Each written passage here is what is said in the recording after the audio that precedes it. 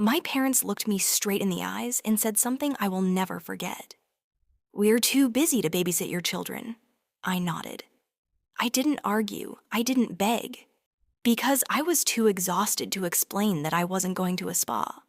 I was going to the hospital for chemotherapy.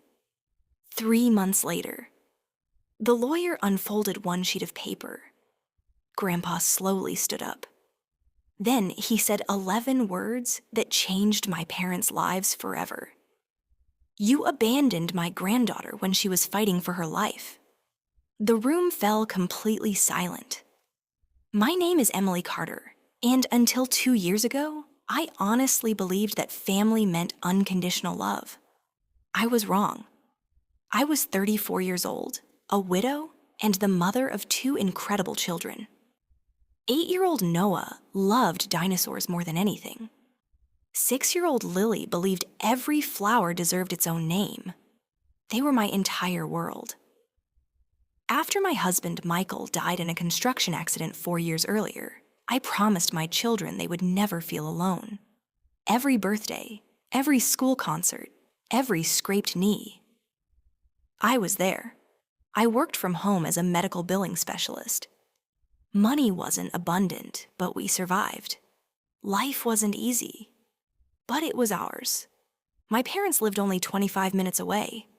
A beautiful 2-story house, perfect lawn, luxury SUV, retirement savings that allowed them to travel several times a year. People always told me how lucky I was. "At least your parents are close. They must help all the time." I usually smiled, because explaining the truth was embarrassing. They rarely visited. Birthdays were too inconvenient. School plays were too long. Whenever I asked if they wanted to spend time with the kids, there was always another excuse. "We're tired. We already have plans. We'll come next month." Next month almost never came. Still, I kept trying, because I wanted Noah and Lily to know their grandparents. Children deserve grandparents. Or at least, I thought they did. The only person who truly showed up was my grandfather. Everyone called him Grandpa Henry. He was 78 years old. A retired carpenter with rough hands and the softest heart I had ever known. He never forgot birthdays. Never missed a soccer game. Never arrived without homemade cookies or little wooden toys he carved himself. The kids adored him. Every Saturday morning, they ran into his arms before I could even park the car. Sometimes I wondered how one family could produce two completely different generations. My parents measured love by convenience. Grandpa measured love by sacrifice. Then, everything changed. It started with a strange pain in my chest. At first, I ignored it. Single mothers don't have time to be sick. Weeks passed. The pain grew worse. Then came exhaustion. I could barely climb the stairs. Finally, my doctor insisted on more tests. A mammogram, ultrasound, biopsy. The waiting was torture. 5 days later, the phone rang. "Emily," the doctor said quietly, "I'm so sorry. You have breast cancer." I don't remember hanging up. I only remember sitting on my kitchen floor while Noah and Lily played in the next room. They were laughing, arguing about which stuffed dinosaur could fly. Their laughter echoed through the house. I pressed my hand over my mouth so they wouldn't hear me cry. That night, after putting the children to bed, I stared at the treatment schedule. Chemotherapy, every other Tuesday, several hours each session. My doctor looked hopeful. "We caught it early. The prognosis is very good, but you cannot skip treatment." I promised him I wouldn't. Then reality hit me. Who would watch my children? My closest friends all worked full-time.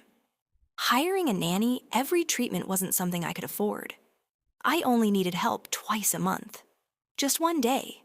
Surely my parents would help. The next afternoon, I drove to their house. Mom answered the door wearing expensive workout clothes. Dad was watching golf on television. "Hi, sweetheart," Mom said. "You should have called first." I smiled nervously. "I need to talk to you." They exchanged a glance. Something inside me already felt uneasy. We sat in their living room. My hands trembled.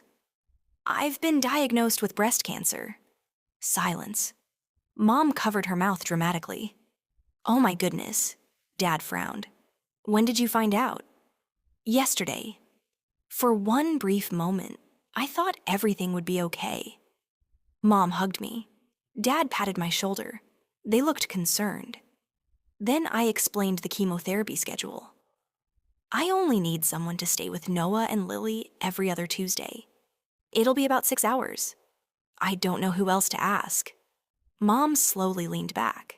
Her expression changed. 6 seconds of silence. Then she sighed. "Oh, Emily. We've been planning a cruise." Dad nodded. "And Tuesdays are our golf league." I blinked. "I'm sorry. What?" Mom folded her arms. "We've finally reached retirement. We don't want to spend it babysitting." I laughed.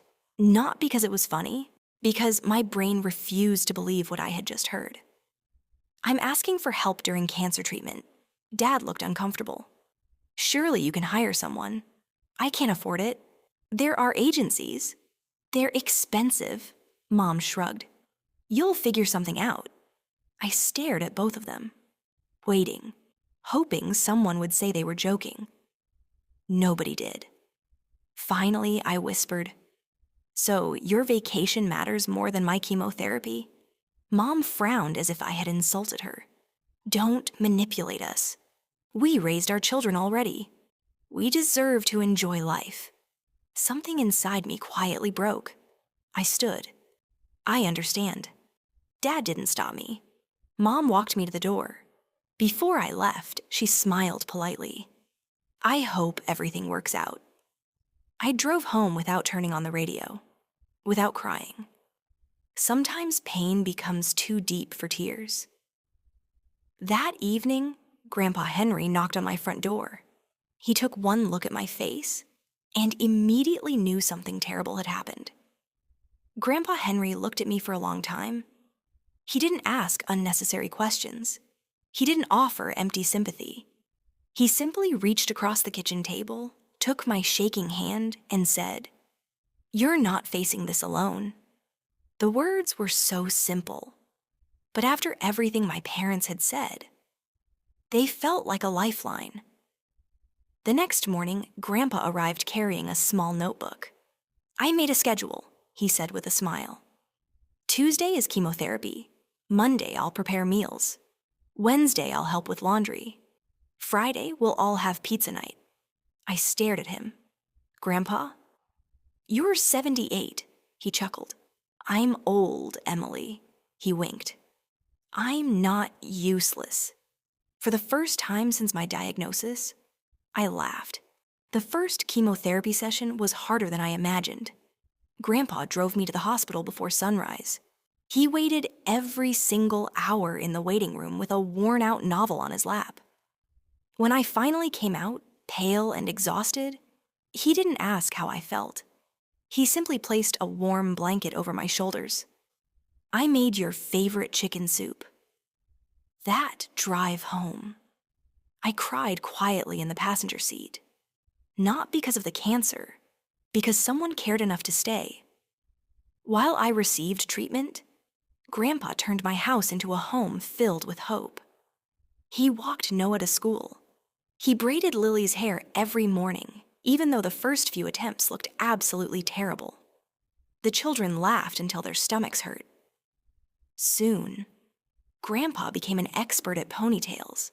He helped with homework, built birdhouses in the backyard, read bedtime stories using funny voices. One evening, I overheard Noah whisper, "Mom, when Grandpa's here, I don't feel scared anymore." I had to leave the room before they saw my tears. Chemotherapy wasn't kind. Some mornings I couldn't get out of bed. My hair began falling out in handfuls. One afternoon I stood in the bathroom holding my hairbrush. I looked in the mirror and didn't recognize the woman staring back at me. Without saying a word, Grandpa walked in. He gently placed an electric razor on the counter. If you're ready, I'll stay with you. I nodded. As my hair disappeared, so did every bit of confidence I had left. When it was over, I looked down. Grandpa smiled warmly. You know what I see? I shook my head. The bravest woman I've ever known. Meanwhile, my parents barely called. Once my mother sent a text. Hope treatment isn't too awful. We just arrived in Hawaii. Attached was a smiling selfie on the beach. I stared at the message for almost a minute, then quietly deleted it. A few weeks later, we unexpectedly met them at the grocery store.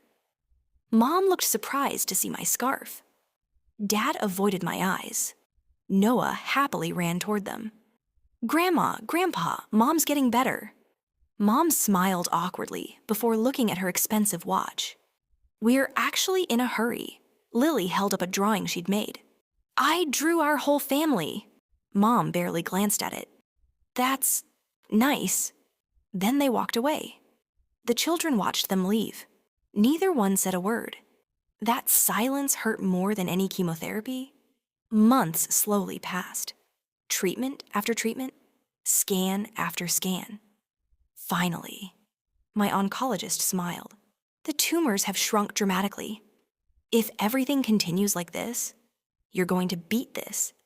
I closed my eyes. For the first time in months, I believed I had a future.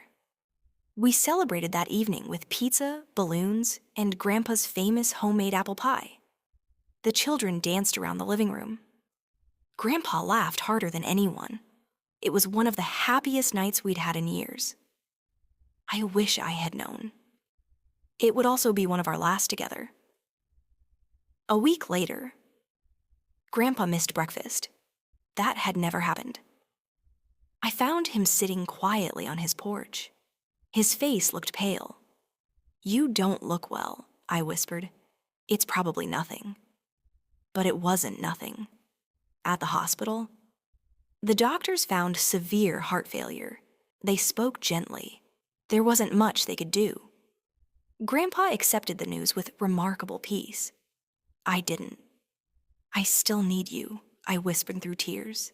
He squeezed my hand. No, sweetheart. You needed someone to remind you that you're stronger than you think. 2 days later, Grandpa asked to see an attorney. He insisted everyone stay outside the room for nearly an hour. Only Grandpa and the lawyer spoke behind the closed door. When the lawyer finally walked out, he carried a thick sealed envelope. He looked directly at me and quietly said, Your grandfather wanted this opened only after he's gone.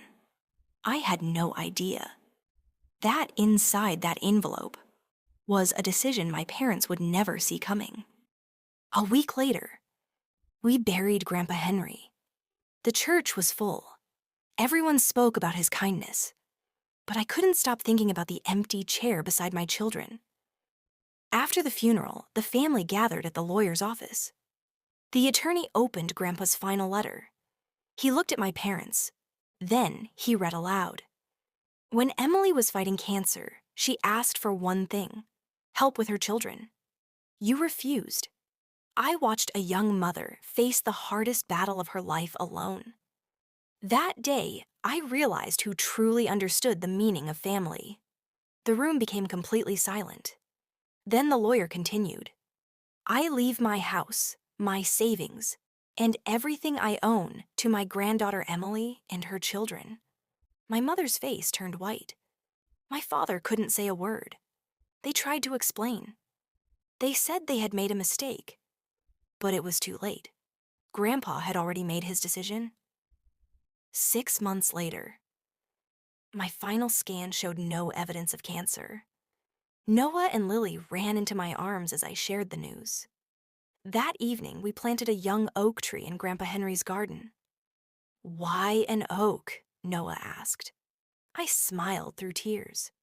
Because some people leave roots so deep. Their love lives forever. Every time I see that tree growing stronger, I remember the greatest lesson Grandpa ever taught me. Family isn't defined by blood. It's defined by the people who stand beside you when life is at its hardest.